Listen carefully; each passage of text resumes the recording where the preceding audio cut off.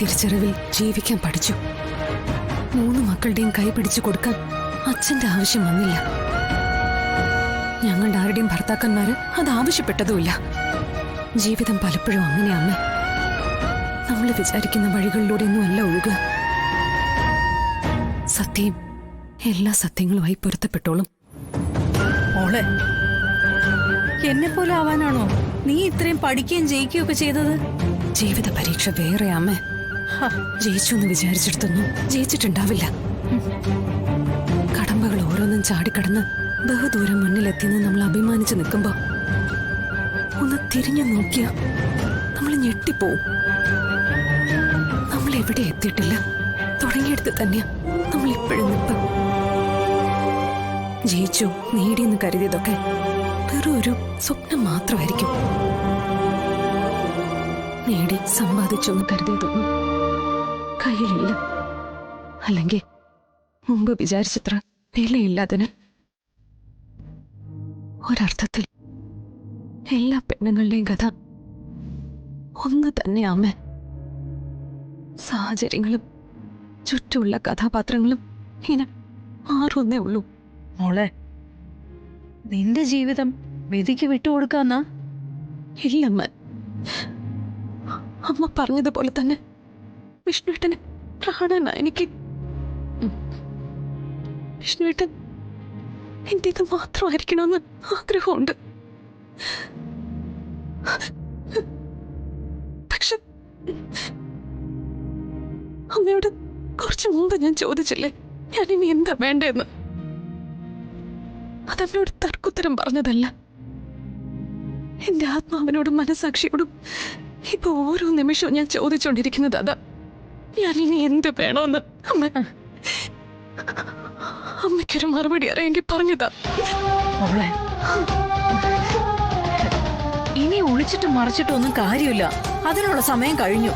നിന്റെ കൊച്ചിനെയും കയ്യിൽ പിടിച്ചോണ്ട് നീ നേരെ സത്യാമ്മയുടെ വീട്ടിലേക്ക് കയറി ചെല്ല്. എന്റെ കൊച്ചിന് അവളുടെ അച്ഛനെ വേണമെന്ന് സത്യാമ്മയുടെ മുഖത്ത് നോക്കി പറയ്. അതിന്റെ പോലും ആവശ്യമില്ലല്ലോ അമ്മ. ഞാനിവിടെ ഉണ്ടെന്നറിഞ്ഞ ഏത് പാതിരാത്രിയാണെങ്കിലും പാഞ്ഞെത്തില്ലേ എന്റെ വിഷ്ണുവേട്ടൻ. വിഷ്ണുവേട്ടന് ഒരു കുഞ്ഞുകൂടി ഉണ്ടെന്നും അവള് ഏറ്റവും പോണെന്ന്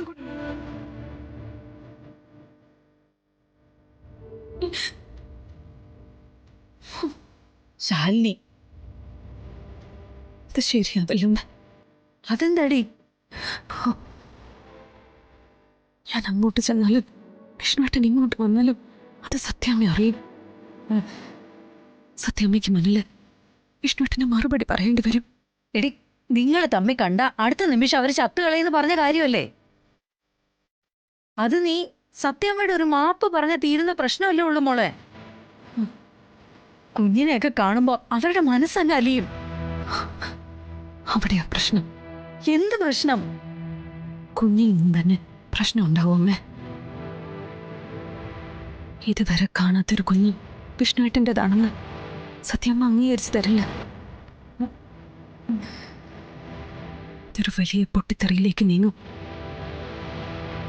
എനിക്ക് നേരെ വിരൽ ചൂണ്ടി തുടങ്ങുമ്പോ ശ്യാമ അറിയാതെ പറഞ്ഞു പോ, സത്യം മാത്രമല്ല പപ്പിയും ഞാൻ പ്രസവിച്ച കുഞ്ഞാണെന്ന്.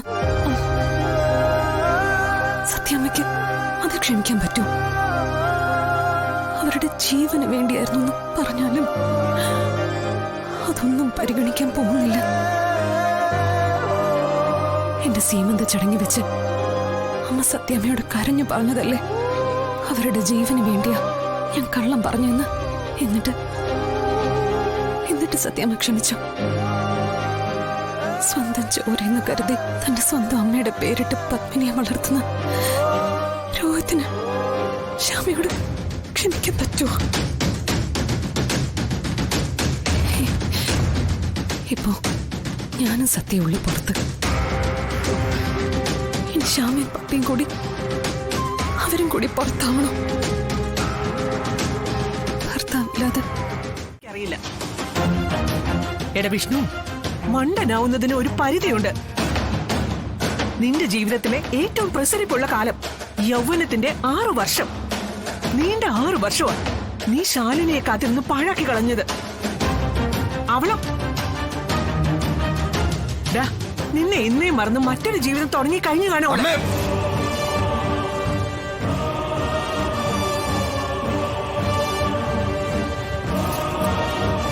എന്റെ ശാലിനിക്ക് അതിനൊന്നും കഴിയില്ല.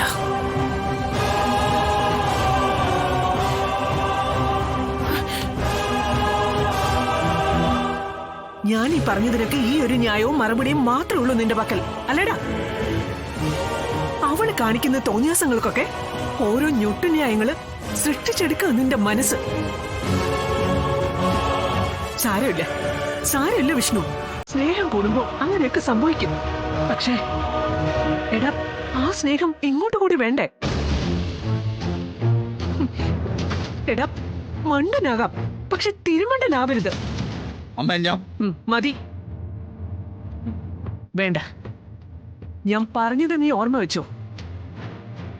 അമാവാസി, അതിനു മുൻപ് നിനക്ക് ശാലിനിയെ കണ്ടെത്തി എനിക്ക് മുന്നിൽ കൊണ്ടുവന്ന് നിർത്താനായില്ലെങ്കിൽ ഈ ഫോട്ടോ എന്നല്ല, നിന്റെ മനസ്സിൽ അവളെ കുറിച്ചുള്ള ഓർമ്മകൾ കൂടി അങ്ങ് മായ്ച്ചു കളഞ്ഞേക്കണം.